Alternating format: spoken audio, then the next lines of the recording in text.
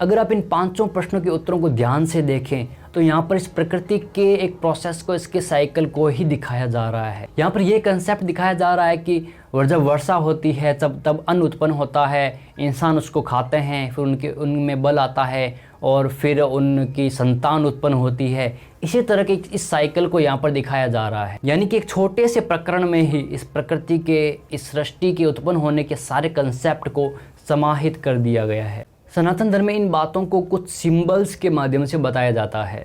इन symbols को, इन प्रतीकों को, इन कथाओं को ज्यों का त्यों न लेकर इनके पीछे के अर्थ को और मर्म को समझा जाना चाहिए। यहाँ पर कुछ प्रतीकों के माध्यम से, यानी कि मेघ रूपी अग्नि में सोम को हवन करना, इन प्रतीकों के माध्यम से ही इन चीज़ों को समझाया जाता है।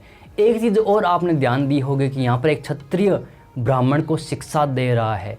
ये साबित करता है कि उस समय में कोई भी शिक्षा प्राप्त कर सकता था, यानी कि क्षत्रिय ब्राह्मण को शिक्षा दे रहे हैं। जिन ब्राह्मणों को कुछ तथाकथित लोग सुपीरियर बताते हैं, ऐसे कुछ कंसेप्ट फैलाए जाते हैं, लेकिन यहाँ पर एक राजा एक ब्राह्मण को शिक्षा दे रहा है जो उसको पता नहीं। उसका पिता कहता है कि मुझे इन सब के बारे में नहीं पता, उसके बेटे को भी नहीं पता, और एक क्षत्रिय राजा उसे इन सब बातों के बारे में बताता है।